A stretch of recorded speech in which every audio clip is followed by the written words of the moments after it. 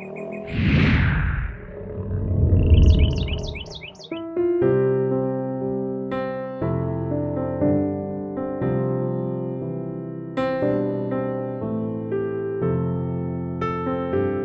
mystery of Byrd Dewey was a story that I never looked for.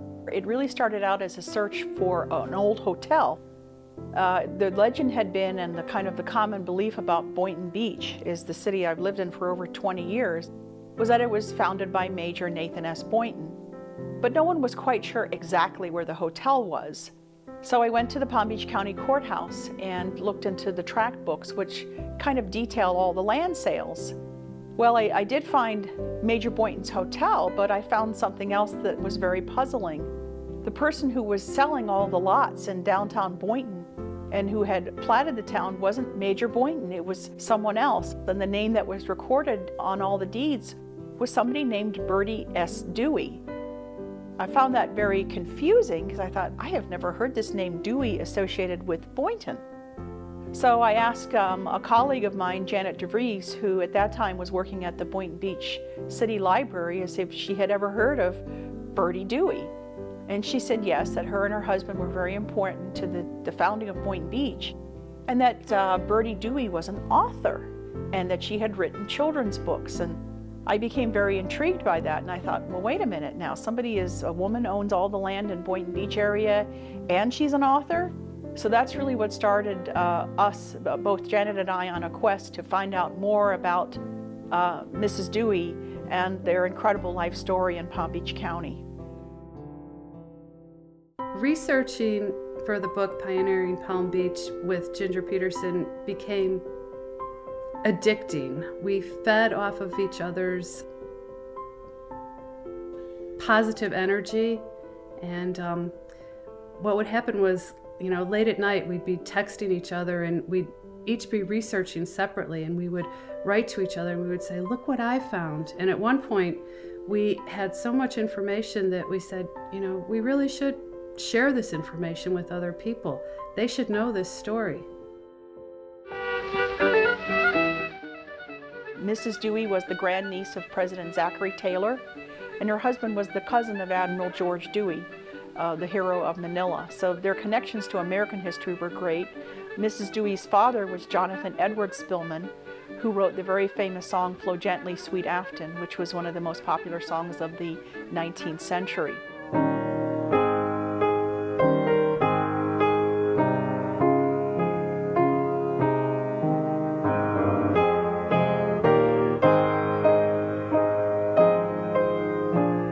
We found that the Deweys had arrived in Florida in 1881 and had first tried to pioneer in Central Florida by raising an orange grove in the mid-1880s, which proved to be unsuccessful. They went to Jacksonville, where they had lost the only child born to them, who died as an infant.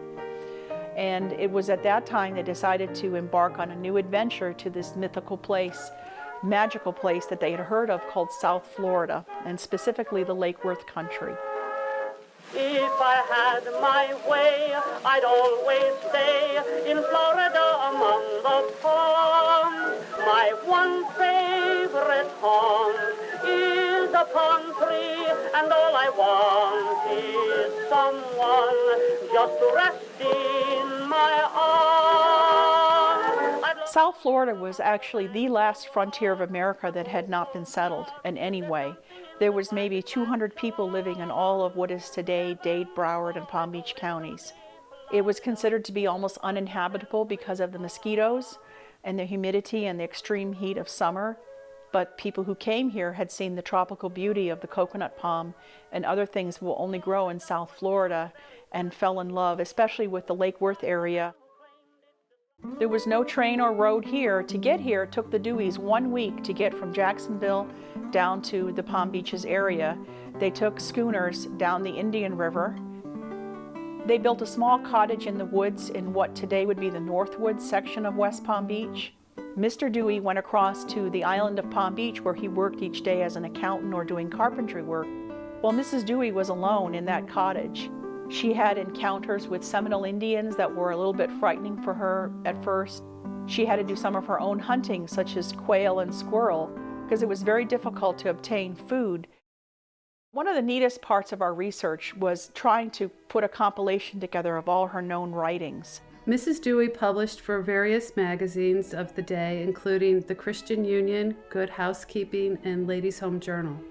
The one that was most exciting, especially for us and for historians, was an obscure novel that she had published in a serialized form in a journal called the Florida Review. It was a 1909 publication, which was 8 chapters in which she wrote about her pioneering days in Palm Beach County. It was a new Florida we had discovered. True, there were already a few families living there, but we felt ourselves to be, nonetheless, real discoverers. This was partly because much that we found existed only for and to us. The elect will understand this. To others, it will seem only a riddle to which there is no answer. All the country was practically an island, because its only highway was the water. An isle of charm, mosquitoes, sandflies, redbugs, makeshifts, and charm. The charm predominated. It was first and last, but all the other things were just as real. Mrs. Dewey worked for the Tropical Sun, the first newspaper in Palm Beach County. She wrote a column under the name of Aunt Judith. Her 1899 book, Bruno, which was the first work of hers that I found, was a bestseller nationwide, published by Little and Brown out of Boston. And it's the story of their dog and their early days in Florida.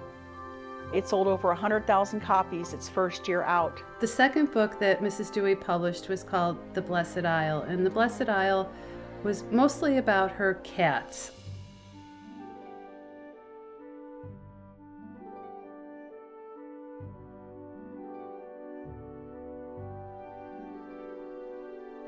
You can see her love of animals and the central role that they played in her life. In 1892, the Deweys moved from the western area to a home that they had built along the shores of Lake Worth. The home was a beautiful 2-story Victorian-style house with an octagon tower. They named their house Ben Trovato, which in Italian means well invented. While they were at the house, the Deweys did a bit of entertaining.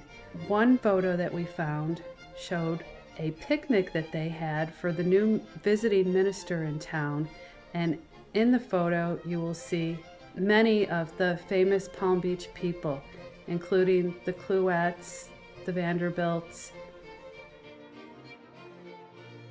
For the story in Boynton, Mrs. Dewey had bought the land herself in 1892 that makes up the old core of Boynton, the old downtown original platted area, for $700. In 1895, William Linton, who was one of the founders of Delray Beach, offered her $6,000 for her land in what would become the Boynton area. He didn't have all the money, so they had a contract for purchase where he would pay her $1,500 over 4 years. At some point, he became insolvent and couldn't pay her, so her and her husband filed a foreclosure suit. He had sold some lots, and also his partner in the deal, Major Nathan S. Boynton, had also sold lots through his Southern Land Company. So you had people who were given deeds by Linton that were basically worthless because Linton did not own the land. The court case was settled out of court. It did not go to trial, and Boynton, who held much of the money, they had collected $50 each for lots, handed that money over to the Deweys, and the Deweys retained all of their lands, and they then filed the plat for the town of Boynton in 1898. And their names are recorded on the plat because they were indeed the owners of the property. So then the Deweys were able to issue deeds to the people who had bought lots and put up houses on what became the town of Boynton. It's really interesting to think of all that Mrs. Dewey must have seen in her lifetime. You know, arriving here in the 1880s and seeing all of the transitions. She was here before the railroad. One point when she describes coming to Palm Beach, she said, "We moved to a land fanned by mysterious spice-laden breezes." And then when the Royal Poinciana Hotel was built across the waterway, she described it as the lights twinkling like fairyland. They did witness it grow from a very small, rural, last frontier area into basically the land of the rich and famous.